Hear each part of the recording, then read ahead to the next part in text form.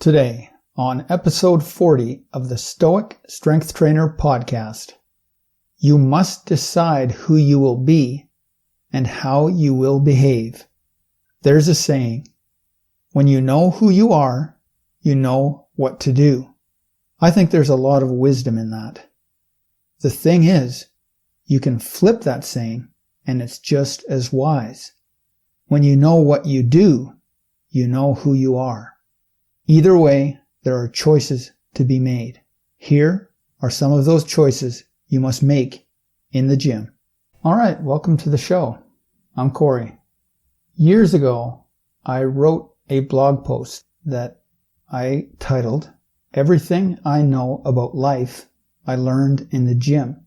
Today's chapter of the Gym Kyridian, chapter 32, is essentially this article that I wrote all those years back. This was in the early 2000s, I believe. I don't remember exactly when, but I think I was living in Medicine Hat at the time. The gist of it was that I thought, hey, this is going to be my tongue-in-cheek guide to life that I have learned from the gym. Obviously, it stuck with me because I'm still thinking along these lines. And in fact, the subtitle of the Gym Kyridian is Everything You Need to Master Your Life, You Will Learn in the Gym. So this is no longer as tongue-in-cheek as I first intended it. And it's really shaped my ideas and my thinking about how important exercise and moving the body and having a fitness practice is to living a successful life. So here's chapter 32 of the Gym Kyridian. Begin quote. Decide who you will be and how you will behave, and be consistent with your decision in every circumstance, especially when you are unobserved. Intention. Before you pick up a weight or jump on the treadmill, you need to know what you want to achieve. For every goal, whether it's fat loss, muscle gain, bigger shoulders, shapely legs, or the ability to touch your toes, there will be programs suited to that result.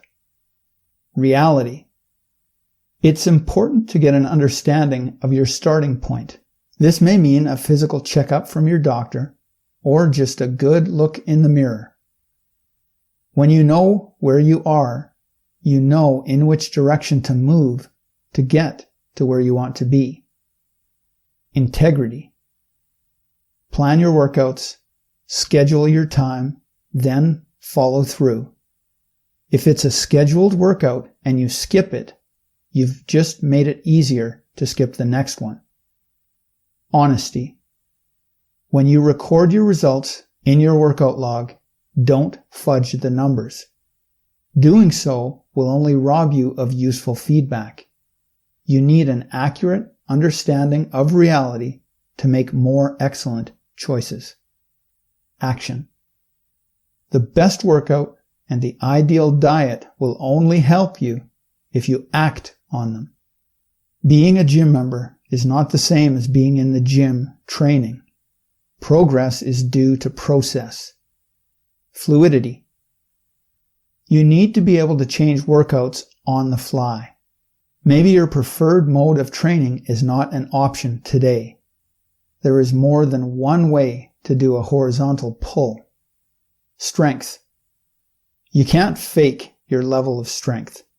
If you're not strong enough to lift the weight, you won't lift it. But you can train to get stronger until you can lift that weight and more. Assertiveness.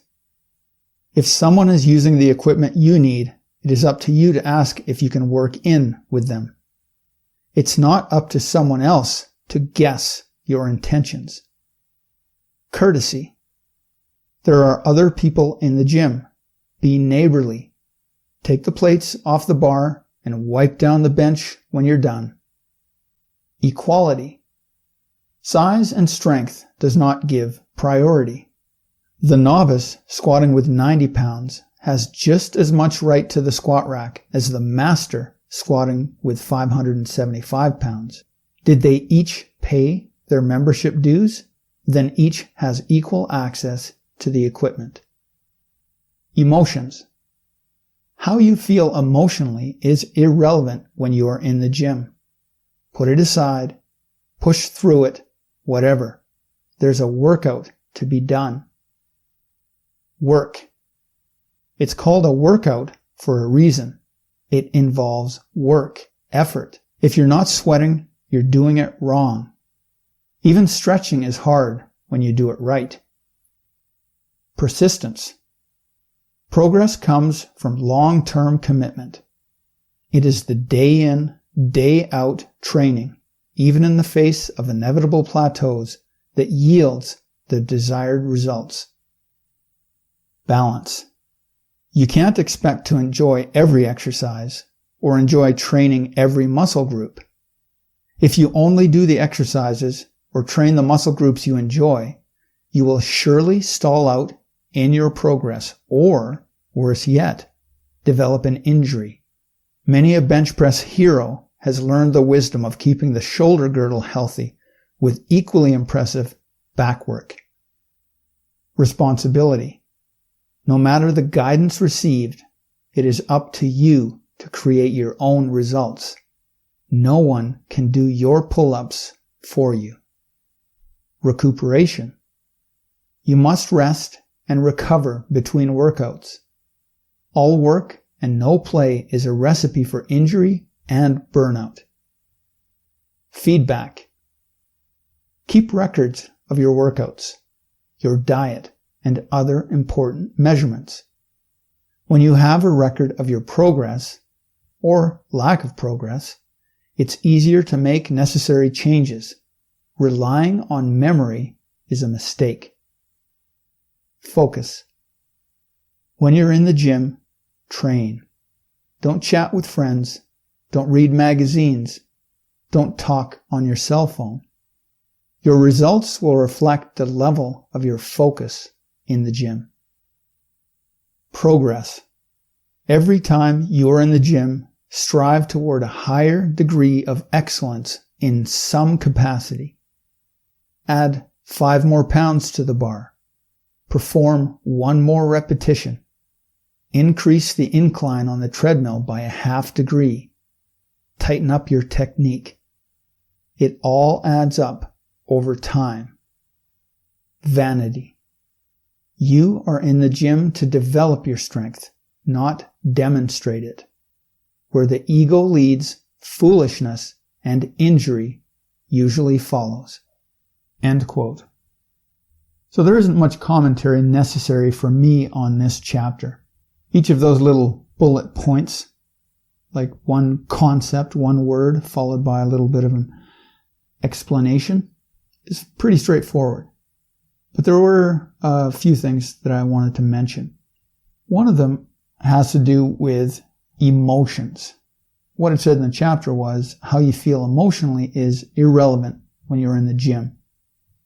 Put it aside, push through it, whatever. There's a workout to be done.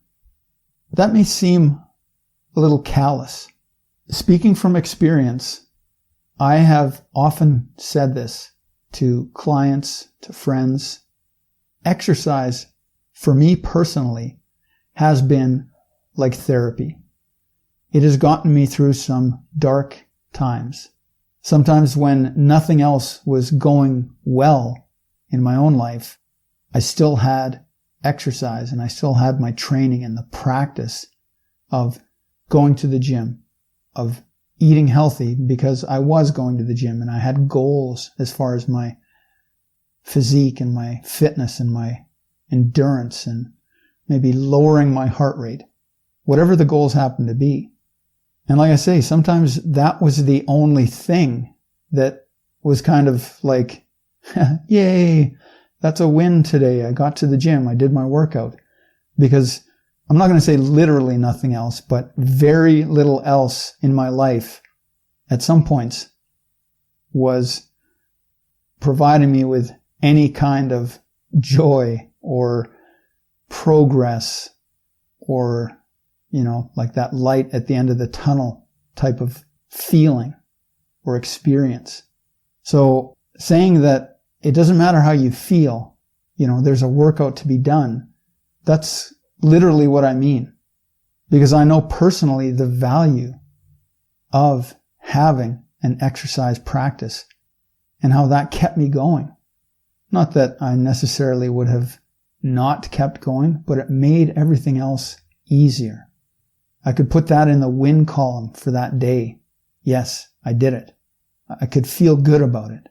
Not only as a practice is it good for one's emotional health, but the actual physiological results, how it affects mood, how it helps alleviate depressive symptoms, those things are important in anyone's life.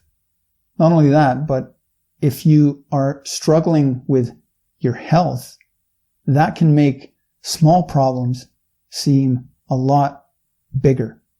So in my mind, and what I'm suggesting for you as well, is that there's a big payoff to have and to maintain a consistent fitness practice. Second one here is the concept of work.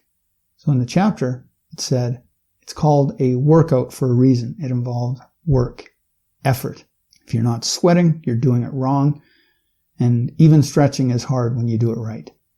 So that's mostly on point. There are times when less effort is actually the right thing to do. So it's not just grind. It's not the same level of effort. Usually this has something to do with illness or injury. But in almost any scenario, exercise is a possibility. It has to reach a certain level for it to be of benefit. And sometimes walking can take effort that is enough to put that in the category of work and making enough effort that the body has to adapt and respond. And the third one that I wanted to mention here is the concept of progress. And it said, every time you're in the gym, strive toward a higher degree of excellence in some capacity. Add 5 more pounds to the bar, perform 1 more repetition, increase the incline on the treadmill by a half degree, tighten up your technique, and in conclusion, it all adds up over time. Here again, ideally, it would be great if every time you got into the gym, you were able to add, some weight to the bar, or that you were able to run at the same speed at a higher incline on the treadmill. But realistically, that is not how the body adapts.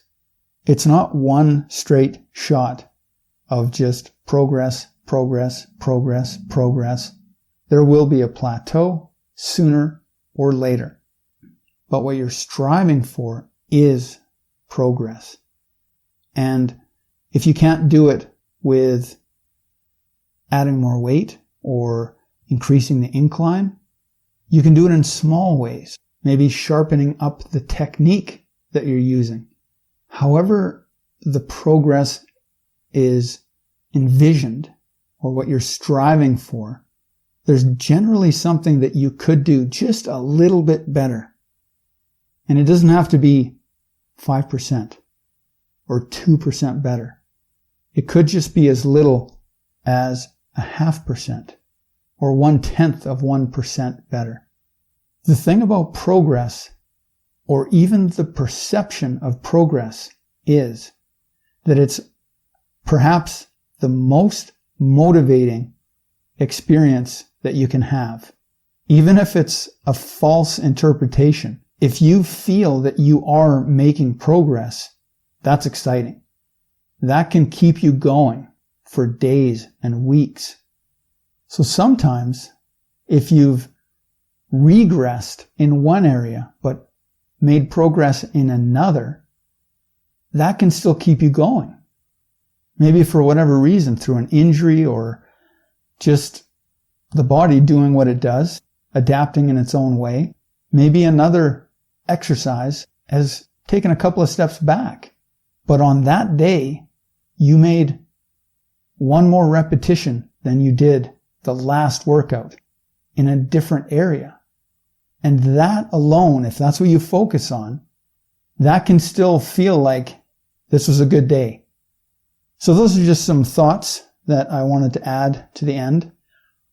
This is the longest chapter in the book, and I didn't want to go too long on adding commentary to it. I wrote this chapter in the context of having access and actually going to a gym. But it does apply, at least most of it applies, even if you are exercising at home, which is what most of us are doing right now in this current situation of the pandemic.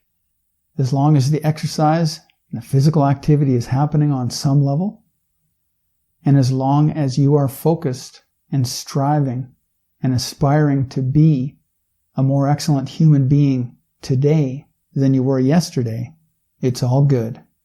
So that's the end of another episode of the Stoic Strength Trainer podcast. I really do appreciate you listening, and if you like what you heard, please do share it with someone that you believe might like it too. This is Corey. If even one more person learns to operate with stoic strength in the moment of choice, the world has become a better place. Catch you next time.